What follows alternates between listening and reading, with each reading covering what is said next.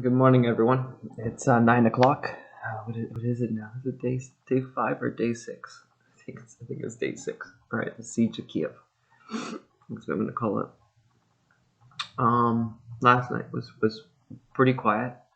To be honest, me and Tanya, we slept in the bathroom, which is, like I said before, it's between 3 or 4 thick walls. Meter thick brick walls, depending on which side it's on. So you can't hear anything from the outside, basically, which is why we're there.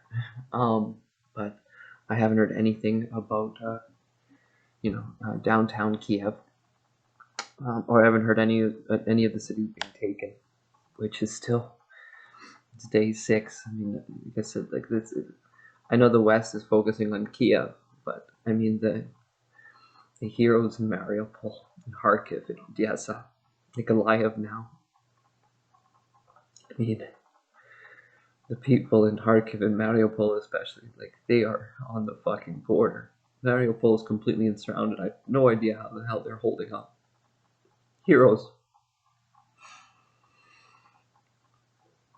Yeah. I was um I just saw, so that's like I said, around Kiev. I've heard, if you've ever flown into Kiev and Borispol, the city of Borispol is called Brovary. There's been apparently some firing and some mortar fires, shots there. So that's about, I don't know, I want to say about 40 kilometers outside of Kiev, which, if you think about, like, it sounds bad, but it also sounds like after 6 days, he still is trying to get through Brovary. So, 3 sides, of course. That's just the one side. We don't know the north and the west, but Chernihiv must still be open. Chernihiv is the northeast. And, this is why yesterday I've heard that they were fighting there. I haven't heard that they've lost, though. So, I mean, it's incredible. I've had a great video. I think I'll post it after this one. Sky, about all these British going to the Ukrainian embassy in London to volunteer for the Foreign Legion. I mean, I think there must be tactical reasons why they don't want to say how many Europeans have signed up for the Foreign Legion, or how many of them are crossing the border into Ukraine to fight the Russians. It would be very curious to find out how big of a force that is. Now, the reason why that was very smart of Zelensky's proving to be a very capable man, isn't he? Is, of course, the Russians have to be very hesitant towards fighting people from all around Europe now, right? The Germans, the Brits, not because you're German or British makes you Superman, right? But because, of course, that just puts more pressure on their governments. I mean, I thought the British foreign minister yesterday, when the reporter asked her, "What do you support British going to Ukraine to fight?" expecting her to say, "No, I don't." And then the British foreign minister says, "Yes, absolutely." And you can see the reporter completely shocked, going, "Why?" And the British foreign minister saying, "Because they're fighting for Europe. They're not just fighting for Ukraine. They're fighting for freedom." And I mean, that's some political courage too. If you're the British foreign minister, because there will be British body bags coming home. Heroes. What an amazing moment in history. A lot of people ask me, and I've heard people kind of confused about the Russians. And one of the common things people talk about a lot is backing them into a corner. And when he's backed into a corner, he could do crazy things. Well, he's already firing mortars and rockets into our cities.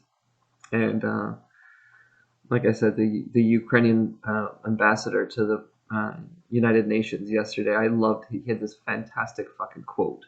He went up in front of the General Assembly of the United Nations, and he said, "If what did he say? I want to get the quote." He said something like, "If Vladimir Putin wants to kill himself by firing his nuclear arsenal, would be much easier for him to kill himself by doing the same thing the man in 1945 did." And of course, the reason why it's such a great line is it's completely true, right? That is committing suicide. for Vladimir Putin. And as you can see from him, the one thing he does not want to do is he does not want to lose power. And when you see that table, right, where he's on one side and everyone's 40 meters away, that's because he's afraid of COVID, right? Now, why is he afraid of COVID? He's afraid of dying, right? So if he's afraid of dying from COVID, he's also afraid of dying from a fucking missile hitting the Kremlin. Yes? There is the... When you say this, you know, if you can't back him into a corner. Well, let me put it this way. Yes, you can. If you have a rabid dog, right, you have to put the rabid dog down. If you have the rabid dog in a corner, you do not let the rabid dog out of the corner because it might bite you, because you know it will bite another 5 people, right? What do? You accept the fact that you could be bitten, probably not if you're really, really, really careful, and you kill it. Okay. And actually, the last thing I guess I want to talk about today, like I said, just a tactical call later to let things going, because I think there's going to be some things going on in the afternoon here. But the other thing is, a lot of people wondering, why do the Russians support Putin? Like, how? Like, I mean, you must be insane if you're a Russian right now. When you look at the ruble, like, we look at it from a Western perspective, and I can kind of understand them, having lived in Ukraine and speaking Russian. Kind of it's not a mentality, it's a propaganda tool. It's the same reason why when you look at the Chinese people, you go, how the fuck do they support what's happening with the Uyghurs or Hong Kong? And then, like, the leader Xi Jinping, how did they support Xi Jinping? And what they do in these countries, and they've done it since Stalin's days, is they mythologize their leaders, right? To the Russian people, Putin is like a god. And I don't mean this like people like, oh no, I mean like he is infallible, right? Whatever he does long term, it will work its way out, right? So short term sanctions, if you talk to Russians right now, they go, oh, the sanctions will end. And you kind of explain, like, no, these are not the sanctions that end. You know, these sanctions end your economy. They do not end tomorrow.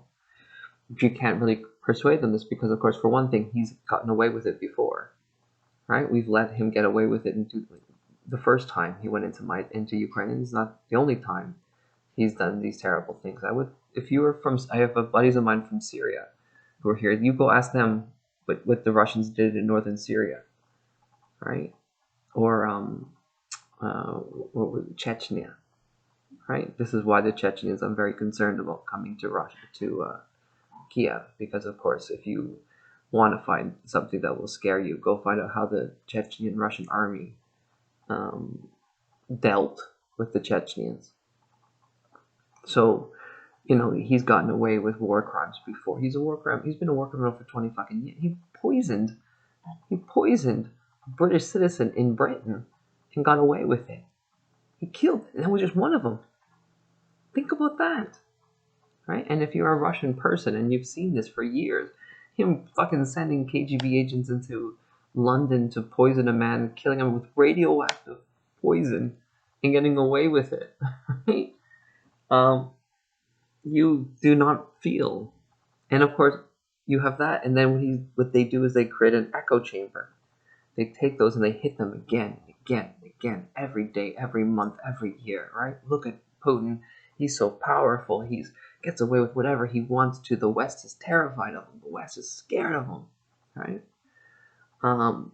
It takes time for that mythology to be destroyed and for them to realize he is a weak, cowardly man, right?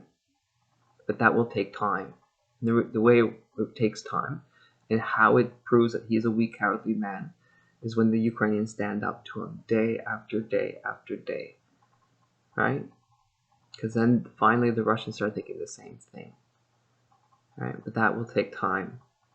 And then the West, it will be very hard for the Russian people eventually to believe that he's so strong he'll get away with things when they're trying to buy bread in a grocery store and they realize that bread is now 10 times more expensive than it was the day before. This is why this is so important, not just for the Russians, but for that other man in China, Xi Jinping, who's about to become president for life, I think in 3 months, right? It's a warning for him and every other dictator around the world. Right? Democracy might not win today, but it will win eventually. Anyways, from Kiev with love. We'll probably be staying in today. I'll try to send a message later on today just to let you know what happens. I love you all, and thank you so much for your support, financial, written, everything else like this. Like people donating money and stuff like this. You're incredible people. You're incredible people, and I mean, just the sending aid to Ukraine. It's an amazing moment in history, isn't it? Unfortunately, I'm in the middle of it.